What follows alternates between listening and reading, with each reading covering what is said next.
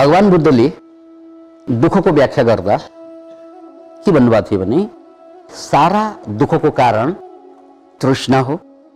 तर तृष्णाको कारण के हो त? जस्तै मलाई डिजायर आयो, डिजायर भनेको तृष्णा, यो डिजायर यो तृष्णा मलाई आउँछ नै किन? यो प्रश्न होइन, आउँछ नै किन? Why it comes to me? यो तृष्णा किन पलाउँछ मलाई? त्यो तृष्णा पलाउनुको कारणमा अज्ञानता छ, इग्नोरेन्स। के ज्ञान? अज्ञानता। त्यो तृष्णा मलाई किन आयो त भन्नाले अज्ञानताको कारणले आयो। के हो नि त यो अज्ञान भनेको सर? फेरि नयाँ नयाँ कुरा आयो। यो के हो त यो अज्ञान भनेको? यो अज्ञानता भनेको यो चार्टलाई हेर्दा पनि थाहा हुन्छ। हामीले 25 तत्त्व पढ्छौं, पछि अहिले सीधा सीधा कुरा गर्दा हामीसँग शरीर छ, हामीसँग मन छ, हामीसँग बुद्धि छ, हामीसँग अहंकार छ। त यसलाई अझ छोटकरी भन्ने हो भने बडी, माइन्ड र स्पिरिट। स्पिरिट भनेको चेतना, आत्मा, कन्सियसनेस। माइन्ड, बडी, स्पिरिट, हामीसँग तीनवटा कुरा छन्। अब म माइन्ड हुँ कि बडी हुँ कि स्पिरिट हुँ? We are confused. अज्ञानता भनेको त्यो। किनकि हामीसँग तीनै चिज छ। क्यामेरासँग त तीनै चिज छैन। क्यामेरा त म्याटेरियल हो। तर मान्छेको हकमा के आइदियो? शरीर पनि छ, मन पनि छ, अनि चेतना पनि छ। अनि मन म हुँ कि चेतना म हुँ कि शरीर म हो? Nobody knows. That is the अज्ञानता। त्यसलाई बुझ्नुहोस् है। को के हो भनेर बुझेन भने त्यहाँबाट कन्फ्युजन सुरु हुन्छ। जस्तै दुनियाँभरका मान्छेले आफूलाई मन ठान्छ कि शरीर ठान्छ कि चेतना ठान्छ? ल भन्नुहोस् त। सामान्य हामीले सबैले ठान्ने त शरीरै हो। त्यसकारण त ब्युटी पार्लर गएको गई छ। किनकि म शरीर, यो राम्रो भएपछि सबै राम्रो हुन्छ। त्यसकारण त चिटिक्क परेर चाहिँ पेश हुन्छौँ हामीहरू। यो त बोक्रा हो, बोक्रा हैन त? अब बोक्रालाई नै बोक्रा चपाउनु त भएन। हामी त बोक्रा मिलाएर बसेका छौँ, बोक्री बुद्धि। भनेपछि अहिलेसम्म हाम्रो समस्या, हाम्रो अज्ञानता के हो त भन्नाले मैले आफूलाई शरीर ठाने। शरीर ठानेपछि घाटा के हुन्छ भने तरुण बेला त शरीर राम्रै हुन्छ। 40 वर्षपछि यहाँ कचाककुचुक पर्न थाल्छ। पीडा, पेन त्यहाँबाट सुरु हुन्छ। कपाल जम्मै फुल्दै जान्छ, शरीर कमजोर हुँदै जान्छ, दाँत झर्दै जान्छ, कान कमजोर हुँदै जान्छ। राइट? अघि मैले यसैलाई म भनेको त यो तक हुँदै गयो। अन्त त्यसबाट कन्फ्युजन आउँछ, दुःख आउँछ, पीडा आउँछ। राइट? अनि एक दिन त यो म फेरि मर्छ पनि। लास मर्दाखेरि त्यहाँ लास त बाँकी छ है। यदि म नै शरीर हो भने त सिद्धियो। बुढेसकालदेखि मलाई समस्या हुन थाल्छ र मरेपछि त गयो। त्यसैले कन्फ्युजन कहाँ छ त भन्नाले हामीले आफूलाई चाहिँ के ठान्यौं? शरीर ठान्यौं। शरीर ठान्न साथ सबै गोलमाल, सबै दुःख यो शरीर ठानेर आउँछ। अज्ञानता भनेको यो। किनकि मेरो बाउ भनेर भन्छौ नि, मेरो बाउ, मेरो आमा, मेरो ससुरा, मेरो सासू, मेरो छोरा, मेरो छोरी, यो शरीरको छोराछोरी कि मेरै छोराछोरी हो? यो अब एकदमै ध्यानपूर्वक सुन्नुहोस् है, छाती फुलाएर सुन्नुहोस्। सानो दिलले बुझ्दैन यो, शेयर दिल चाहिन्छ। मान्छेको, हाम्रो, मेरा आमा, मेरा बाबा, मेरी श्रीमती, मेरा छोरा, मेरो छोरा, यो सबै कसको छोराछोरी त भन्नाले शरीरले जन्माएको होइन यो। राइट? शरीरले जन्माएको। त्यसकारण मेरो छोरा पनि छैन, मेरो छोरी पनि हुँदैन, मेरो लोग्ने पनि हुँदैन, स्वास्नी पनि हुँदैन, बाउ पनि हुँदैन, आमा पनि हुँदैन। त्यो सबै कसको? शरीर। अब शरीर त म होइन। यो कसलाई मैले म भन्ठानेको यहाँ?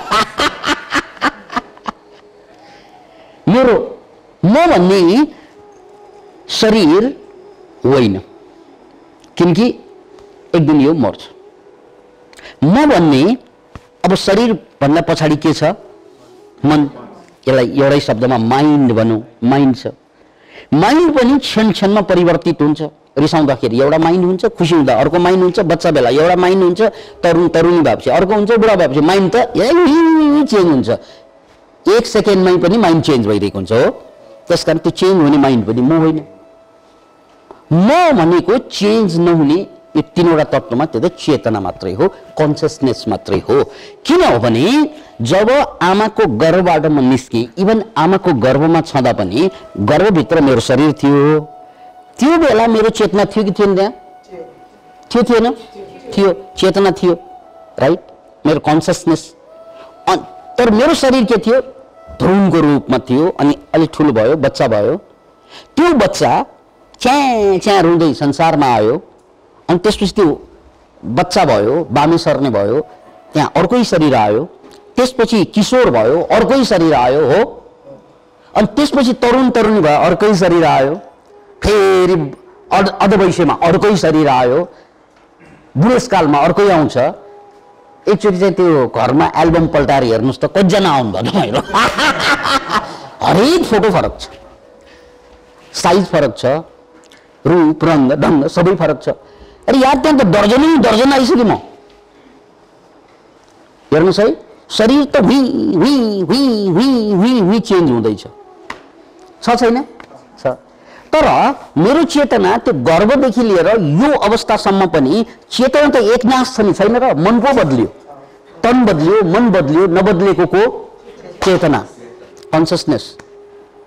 त्यसकारण जब यो शरीर मर्छ, जब यो मन परिवर्तित हुन्छ, त्यो बेला पनि बाँकी रहने अन्तिम कुरा त के र? के त? चेतना। किनकि त्यो आमाको गर्भमा पनि थियो, भ्रूणमा पनि, इभन शुक्र कीटको अवस्थामा पनि त्यही थियो, कन्सियसनेस। कन्सियसनेस। अब त उसले सिक्दै गएको भनेको त मनले सिक्दै गएको, चेतनाले सिक्नु पर्दैन। त्यसकारण मूलतः कहिल्यै नजन्मिने, कहिल्यै नमर्ने हामी को हौँ? चेतना हो। अब यसलाई अलिकति फेरि पनि म बुझाउन चाहन्छु उदाहरण दिएर। यो यति कुराले बुझ्ला जस्तो मलाई लागिरहेको छैन, त्यसकारण म उदाहरण दिन चाहन्छु, मिल्दोजुल्दो उदाहरण। जस्तै आकाश, आकाश मुनि बादल, बादल मुनि धरती, यसरी तीनवटा चिज छ। आकाश छ, बादल छ, त्यसमुनि धरती छ।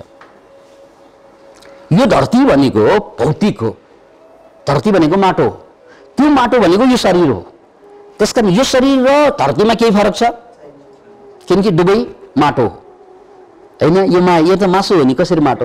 यसलाई गाडेर हेर्नुहोस् के हुन्छ? यो माटो हुन्छ। त्यसकारण अहिले चाहिँ भ्रम नपर्नुहोस्। नगाडेसम्म मात्रै यो मासु, गाडेपछि माटै हो, किनकि यो माटोबाट बनेको, माटोमा चाहिँ जाने हो। ओके। त्यसकारण यो शरीर, हाम्रो शरीर भनेको के हो त? धरती जस्तो। अनि मन भनेको बादल जस्तो हो, है? एकदम हुँ चलिरहेको हुन्छ। मन भनेको बादल जस्तो। अब यो धरती र बादल दुवैको स्रोत के हो त भन्नाले आकाश। दुवैको स्रोत के हो? आकाश।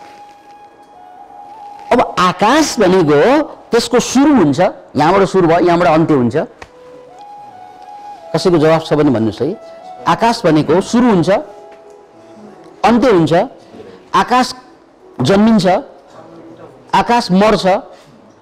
तर बादल जन्मिन्छ कि जन्मिँदैन? बादल सिद्धिन्छ एक दिन, धरती जन्मिन्छ जन्मिँदैन? जन्मिन्छ। एक दिन सकिन्छ सकिँदैन। सो धरतीको आयु छ, बादलको आयु छ, सूर्य नक्षत्र सबैको आयु छ। तर एउटै चिज छ जसको आयु नै हुँदैन, त्यो के? स्पेस, आकाश। यो बाहिरको कुरा भयो। अनि एक दिन त्यो आकाशमा यो सबै कुरा विलय हुन्छ, त्यसलाई प्रलय भनिन्छ। फेरि अर्को कालमा त्यो आकाशबाट निस्कन्छ। फेरि बिग ब्याङ थ्योरी भनेको त्यही होइन? एम्प्टीनेस थियो, त्यो एम्प्टीबाट एभ्रिथिङ आयो, अनि फेरि एम्प्टीमा यसै सबै कुरा फर्किन्छ। त्यो आकाश एम्प्टीनेस भने जस्तै हाम्रो हकमा पनि सबै कुराको केन्द्र आकाशमा सबै जन्मिन्छ, सबै सकिन्छ, फेरि जन्मिन्छ, फेरि सकिन्छ। आकाशमा यसो यस्तो भइरहन्छ, पिण्डहरू, नक्षत्रहरू, राइट? त्यस्तै हाम्रो चेतना, कन्सियसनेस त्यो आकाश, त्यो न जन्मिन्छ न सकिन्छ। त्यसमा शरीर जन्मिन्छ, शरीर सकिन्छ, शरीर जन्मिन्छ, शरीर सकिन्छ, शरीरमा मन जन्मिन्छ, मन सकिन्छ, मन जन्मिन्छ, मन सकिन्छ। त्यसकारण वास्तवमा म को हुँ त भन्नाले म कन्सियसनेस हुँ, जो न जन्मियो, जो न सकिन्छ, जसले केही दुःख हुँदैन। मैले तपाईँलाई चेतनाको कुरा अस्ति पनि भने कि सारा ब्रह्माण्ड चलाउने पनि त्यही कन्सियसनेस। अब त्यो ब्रह्माण्ड त कन्सियसनेसले चलाएको हो होइन, बुझ्न अलि गाह्रो पर्ला, तर शरीर त हो नि। जस्तै मैले खाना खान्छु, त्यसलाई मासु, हाड, स्यान, आँसु, कपाल, नङ्ग्रा केबाट बन्छ? त्यो खानाबाट। अब कसले बनाउँछ त्यो भन्नाले द्याट इज कन्सियसनेस, चेतना। त्यसकारण चेतना भनेको the most mysterious, most powerful, most intelligent factor सत्य हो, राइट? जो कहिल्यै बदलिँदैन त्यही सत्य होइन। त्यो जनक र अष्टावक्रको कहानी, जनक राजाले सपना देख्छ, सपनामा उसको राज्य च्युत हुन्छ, ऊ भोक भोकै भाग्छ, हात थाप्छ, कसैले उसलाई खाना दिन्छ, भोक लाग्यो बेलामा राजाले मागेर खान खोज्छ, त्यतिकैमा चिलले त्यो खाना पनि झप्टेर लैजान्छ। त्यसपछि चाहिँ उनी झल्यास बिम्जन्छन्। अनि त्यसपछि उसलाई शङ्का के लाग्छ भन्नाले यत्रो राजा, अहिले पसिना पसिना आइरहेछ, ढुकढुक भइरहेछ, मन थोर काँपिरहेछ तन। अनि उसलाई प्रश्न के उठ्छ, त्यो मैले देखेको सपना जसलाई चाहिँ नाइट मेयर भनिन्छ नि, त्यो सपना सत्य हो कि यो सत्य हो? त्यो सत्य हो कि यो सत्य हो? किन यो प्रश्न आएको त भन्नाले यदि सपना छुटो हो भने पसिना कहाँबाट आयो, ढुकढुक मुटुको कहाँबाट आयो, थुरथुर कहाँबाट आयो, त्यही सपनाबाट आएको। त्यसकारण त्यो सत्य हो कि यो सत्य हो, उनी कन्फ्युजनमा पर्छन्। कथालाई छोटो बनाऊ, अष्टावक्रसँग उनले यही सोध्छन्, स्वामी सपना सत्य हो कि विपना सत्य हो? अष्टावक्रले के भन्छन्, महाराज सपना सत्य होइन। किन? किनभने सपना गइसकेको चिज कसरी सत्य हुन्छ? अनि यो विपना, यो पनि सत्य होइन महाराज भन्छ। किन? किन भन्दा यो जाँदैछ, यो पनि त जान्छ नि, गइरहेको छ, सेकेन्डमा गइरहेछ। त्यो सत्य होइन किनकि त्यो गइसक्यो, यो पनि सत्य होइन, यो जाँदैछ। त्यसो महाराज स्वामी के सत्य हो भन्ने लाग्यो होला नि उनलाई। के सत्य हो त त्यसमा? हात जोडेर हे ब्राह्मण देव भन्नुस् त सत्य के हो? हे ब्राह्मण पुत्र भन्नुस् त सत्य के हो? सत्य तपाईँ हो महाराज, सत्य तपाईँ हो। किनभने त्यो सपना देखिरहँदा तपाईँ थियो कि थिएन त्यहाँ? तपाईँ भनेको चेतना थियो कि थिएन त्यहाँ? थियो, त्यहाँ थियो, सपना देखिरहँदा थियो। सपना त गयो, त्यस कारण त्यो असत्य, तर तपाईँ त जानु भएन नि, राइट? तपाईँ त अहिले पनि छ, सपनामा पनि तपाईँ थियो, अहिले पनि तपाईँ हुनुहुन्छ, र जब तपाईँको शरीर मर्छ त्यो बेला पनि हुन्छ। त्यसकारण सत्य तपाईँको चेतना मात्र। जो आउजाउ गर्छ त्यो सत्य हुँदैन, जो आउजाउ गर्छ त्यो सत्य हुँदैन, जो नआउँछ नजान्छ, जो एकनाश रहिरहन्छ सत्य त त्यही हो। त्यसकारण बाहिरको संसारमा चाहिँ परिवर्तन भइरहन्छ सबै, त्यो सत्य भयो। भित्रको संसारमा कन्सियसनेस, चेतना मात्रै सत्य हुन्छ। त्यसैले अज्ञानता भनेको त्यो कहिल्यै चेन्ज नहुने चाहिँ चेतनालाई पुसुकै बिर्सने, अनि यो क्षण क्षणमा चेन्ज हुने चाहिँ शरीरलाई च्यापेर बसेछ, आफ्नो नपुगेर अरूको पनि तानेर च्याप्छ।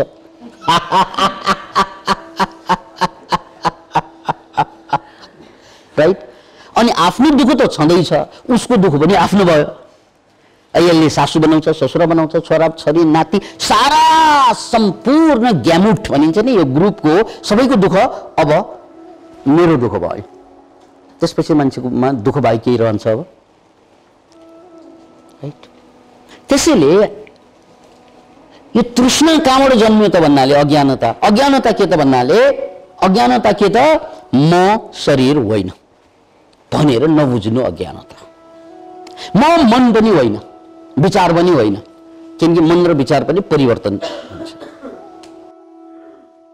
एकछिन अब यो गजबको फर्मुला छ, एकछिन तपाईँले कल्पना गर्नुहोस् त, यो कल्पना मात्रै। यदि तपाईँ हामी यहाँ जति पनि टाउकाहरू छन् र हामीलाई हेरेर बस्नु भएका टाउकाहरू पनि छन्, यदि हामी सबैले एकछिन मानौँ मेरो दुनियाँमा कोही पनि छैन, मेरो भनेको चेतनाको है, फेरि जे छ शरीरको छ, श्रीमती मेरो शरीरको श्रीमती, श्रीमान मेरो शरीरको श्रीमान, छोराछोरी मेरो शरीरको छोराछोरी, नाता मेरो शरीरको नाता। म चेतना हुँ, मेरो कोही पनि छैन दुनियाँमा भनेर ट्याक्कै बुझ्यो। अहिले नबुझे पनि मानौँ, अहिले मानौँ मात्रै। एकछिन आँखाको बाउ छैन, आमा छैन, दाइ छैन, भाइ छैन, स्वास्नी छैन, लोग्ने छैन, यानि मेरो चेतनाको केही पनि छैन। त्यो केही पनि भएन भने तपाईँलाई दुःख बढ्छ कि घट्छ ल भन्नुहोस् मलाई? घट्छ बढ्छ? घट्छ होइन, दुःखै हुँदैन। दुःख त सबैसँग नाता जोडेर आएको होइन? त्यही हो तृष्णा भनेको। यसलाई फेरि पनि बुझ्नुहोस्, दुःख सबैसँग नाता जोडेर आएको हो। मैले त के बुझ्नु पर्ने त भन्नाले ज्ञान त के हो भने म शरीर हुँ, यो शरीर यो मेरो शरीर हो, सरी म शरीर हुँ होइन, मेरो शरीर यो, राइट? अनि यो शरीरले एउटा छोरा पाएको छ, छोरी पाएको छ, दाइ भाइ सबै बनाएको छ, यो शरीरको नाता। त्यसकारण यति सुन्दै गएपछि तपाईँलाई शङ्का के लाग्ला त भने त्यसो भए के अरूलाई अब मेरो कोही छैन भने कसैलाई मद्दत नगर्ने? गर्ने, यो शरीरले गर्छ मद्दत, तपाईँ जान्ने हुनु पर्दैन। शरीरलाई शरीरले मद्दत गर्छ भनेको मतलब मेरो छोरा भनेको मेरो शरीरको छोरालाई गाह्रो भयो भने यो शरीर त्यो शरीरको बाउले आमाले सहयोग गर्छ, राइट? त तपाईँको चेतना किन ल्याउनु भयो बिचमा? अनि चेतना त छोपिएको हुन्छ, मन किन ल्याउनु भयो? त्यसकारण यहाँनिर फेरि पनि बुझ्नुपर्ने कुरा, यो जति पनि नाता संसारको छ यो जम्मै चाहिँ शरीरको नाता, मनको नाता। मन र शरीर चाहिँ परिवर्तनशील छ कि स्थिर छ? परिवर्तनशील छ, चेन्जिङ छ। मन र शरीर चेन्जिङ छ। चेन्ज नहुने के? चेतना। चेन्ज नहुने के? चेतना, कन्सियसनेस। त्यो चाहिँ कहिल्यै चेन्ज हुँदैन। त्यो हुँ म, किनकि त्यो गयो भए प्राण गयो भने त सक्यो नि, शरीर र प्राण छुट्यो भने त गइगयो। त्यसैले ज्ञान भनेको के हो भने अज्ञान भनेको मैले आफूलाई तन र मन मान्नु, अनि तन र मन मानेपछि तृष्णा जन्मिन्छ, इच्छा जन्मिन्छ, आकांक्षा जन्मिन्छ, र इच्छा र आकांक्षाले दुःखै दुःख ल्याइदिन्छ। त्यसकारण बाँच्ने तरिका के त भन्नाले चिन्तन अब के गर्ने? मेरा कोही छैनन् यो दुनियाँमा। अब यति भन्दा तपाईँलाई के लाग्छ? त्यसो भए म त एक्लै होइन। आत्माको लेभलमा शरीर मेरो बाउको अलगै, मेरो अलगै, मेरो श्रीमती मेरी श्रीमतीको अलगै, मेरो छोराछोरीको अलगै, शरीर फरक फरक छ। तर आत्माको लेभलमा, चेतनाको लेभलमा हामी जम्मैको एउटै हो। फेरि यो अद्भुत कुरा यो, यसलाई सुन्नुहोस् फेरि एकदमै। मेरो छोराको चेतना र मेरो चेतना एउटै हो, तर मेरो छोराको शरीर र मेरो एउटै होइन। मेरो छोराको या मेरी छोरीको मन र मेरो मन पनि एउटै होइन, तर एउटै के त? कन्सियसनेस। यो कुरालाई फेरि पनि म बुझाउँछु उदाहरण दिएर। जस्तै आकाशमा हजारौं लाखौं अनगिनत तारा छन्।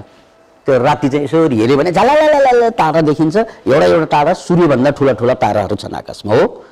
यति त हामीले सामान्यतया बुझेको। आकाशमा करोडौं तारा,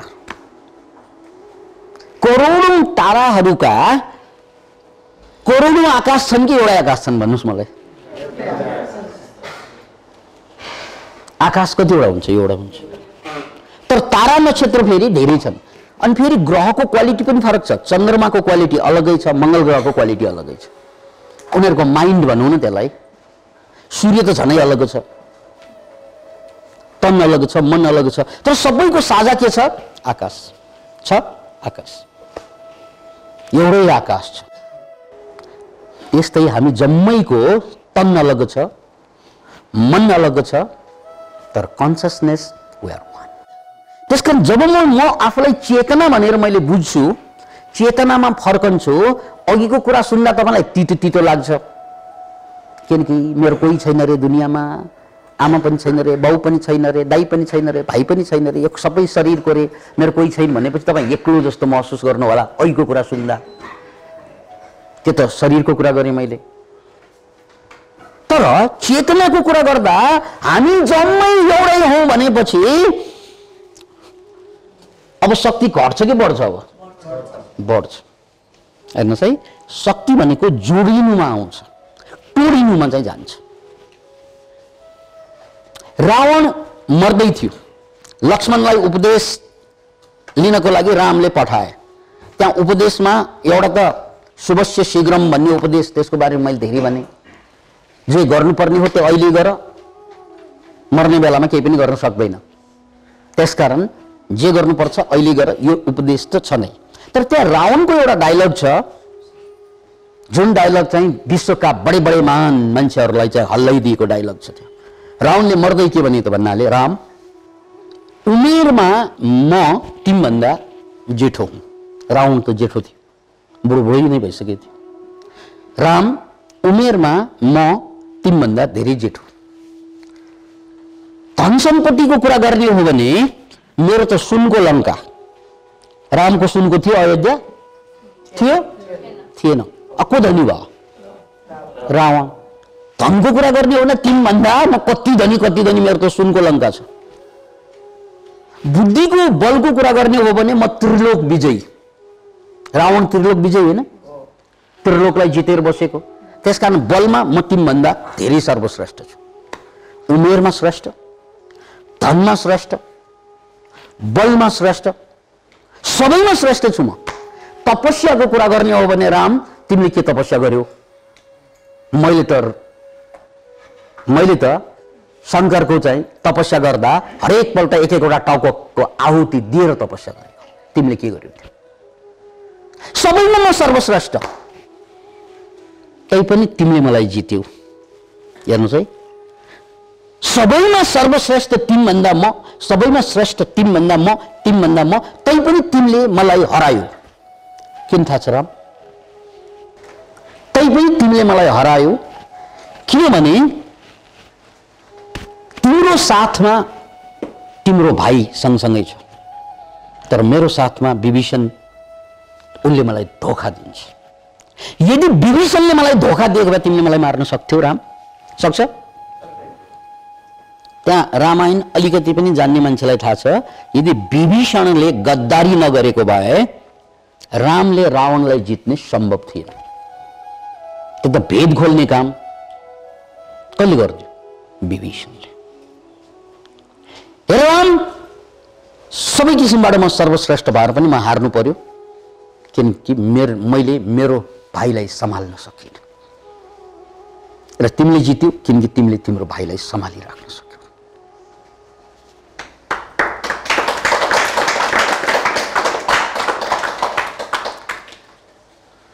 त्यसकारण ताकत भनेको जोड्नुमा मात्रै हुन्छ, जोडिनुमा मात्रै हुन्छ, टुट्नुमा ताकत बर्बाद।